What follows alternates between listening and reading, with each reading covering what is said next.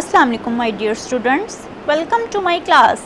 I hope you all are fine and safe and taking all the precautions of COVID-19.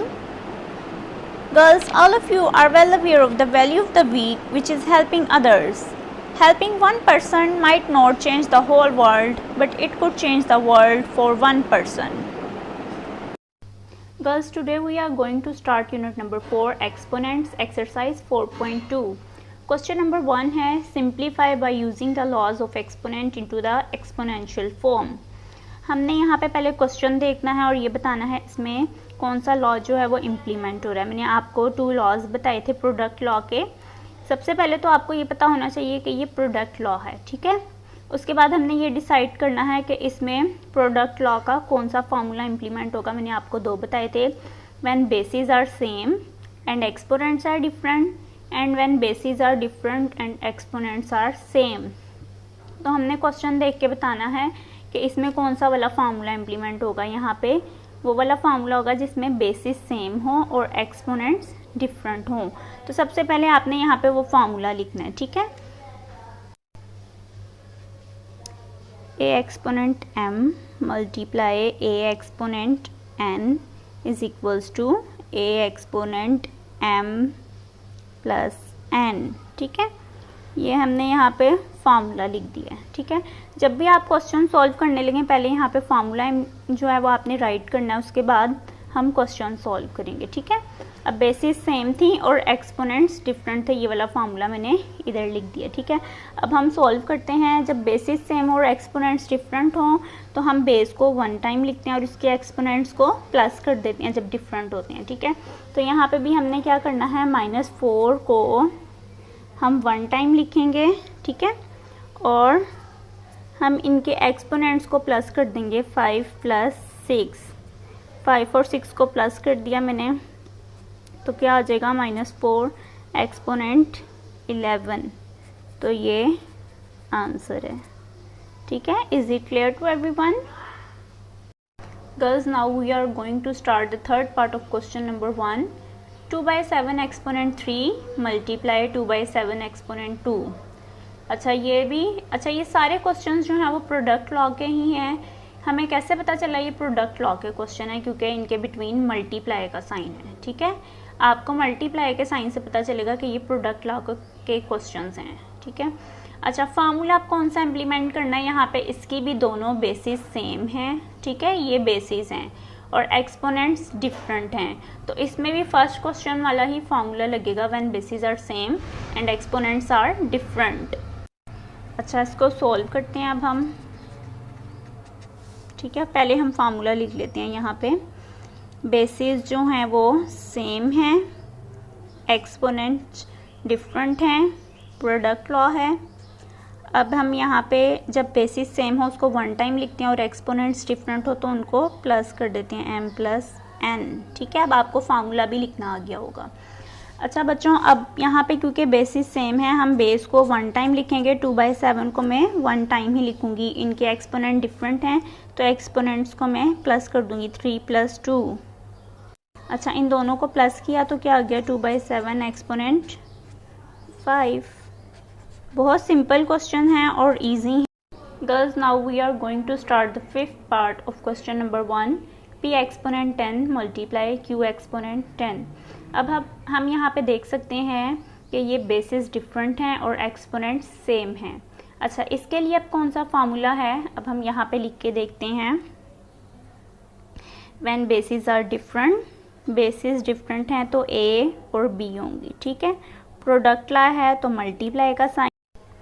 अच्छा, अब हमने जब basis different होती हैं तो हम इन बेसिस को मल्टीप्लाई कर देते हैं, ठीक है। और एक्सपोनेंट क्योंकि सेम थे तो मैंने n और n लिख दिया, ठीक है। और बेसिस को हम मल्टीप्लाई करेंगे और एक्सपोनेंट को हम एज इट इज़ लिख देंगे इसमें। अच्छा, अब हम क्वेश्चन सॉल्व करते हैं।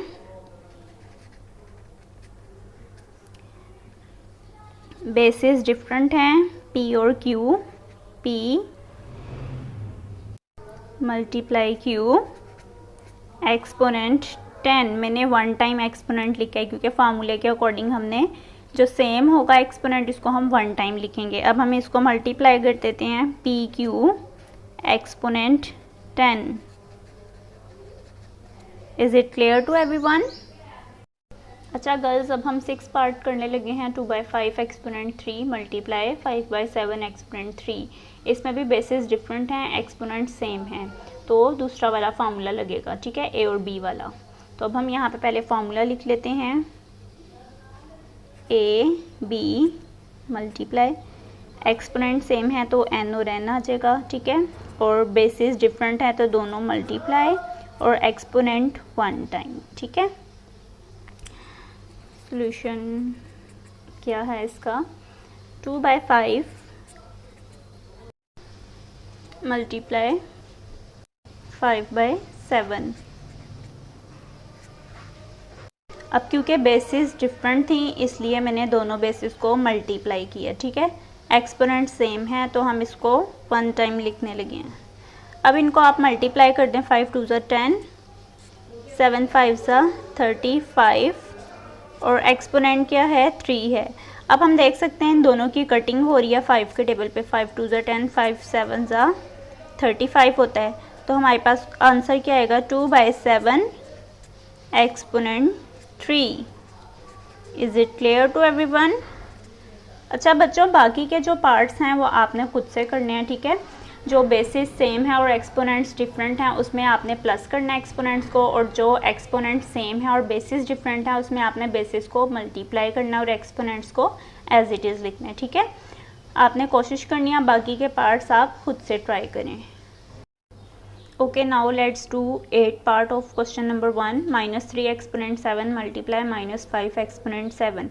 अब इसमें भी बेसिस डिफरेंट हैं और एक्सपोनेंट सेम हैं, तो फार्मूला लिख लेते हैं हम यहाँ पे. पहले बेसिस डिफरेंट हैं, एक्सपोनेंट सेम हैं, तो बेसिस को मल्टीप्लाई करेंगे और एक्सपोनेंट को एज इट इज़ लिखेंगे. ठीक है, अब बेसिस डिफरेंट हैं तो हमने इन दोनों को मल्टीप्लाई करना है. ठीक है, और एक्सपोनेंट सेम था, हमने इसको एज इट इज़ लिखा. माइनस माइनस प्लस हो जाएगा और 5 3 = 15 एक्सपोनेंट 7, तो ये आंसर आ जाएगा. ठीक है, okay girls, let's do 11 part of question number 1. 11/7 exponent 8 multiply 21/22 exponent 8. अब यहाँ पे भी बेसिस डिफरेंट हैं तो मैंने ये फार्मूला वही वाला लिख दिया है, और एक्सपोनेंट सेम थे तो मैंने एन और एन लिख दिया. ठीक है, अब इसको हम सॉल्व करते हैं.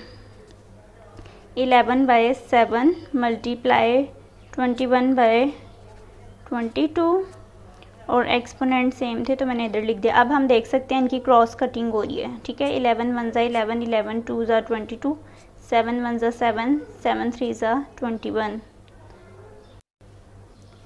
3 1 = 3, 2 1 = 2 एक्सपोनेंट 8. अब इनकी फर्दर कटिंग नहीं हो रही तो ये आंसर है. Is it clear? अच्छा गर्ल्स, अब हम क्वेश्चन नंबर 12 करने लगे हैं. When bases are same and exponents are different. अब डिफरेंट कैसे हैं? इसका तो कोई एक्सपोनेंट ही नहीं है. इसका एक्सपोनेंट है 1 है, इसका एक्सपोनेंट. जिसका कोई एक्सपोनेंट नहीं होगा उसका एक्सपोनेंट क्या होगा? 1 होगा. ठीक है, और इसका है 11, तो ये दोनों एक्सपोनेंट्स डिफरेंट हुए और बेसिस सेम हुई, इसलिए मैंने ये वाला फार्मूला लिखा. When bases are same and exponents are different. अब हम इनको सॉल्व करते हैं. -xy को मैं 1 टाइम लिखूंगी और इसके एक्सपोनेंट्स को मैं प्लस करने लगी हूँ. ठीक है, तो जब मैंने इसको प्लस किया -x/y तो क्या हो जाएगा? 12 हो जाएगा. So this is the answer. अच्छा बच्चों, आप लोगों ने बाकी के जो रिमेनिंग पार्ट्स हैं वो खुद से प्रैक्टिस करनी है, और अगर आपको कोई प्रॉब्लम हो तो आप मेरे से पूछ सकते हैं. ठीक है, I hope you like my video. Okay बच्चों, थैंक यू. अल्लाह हाफिज़.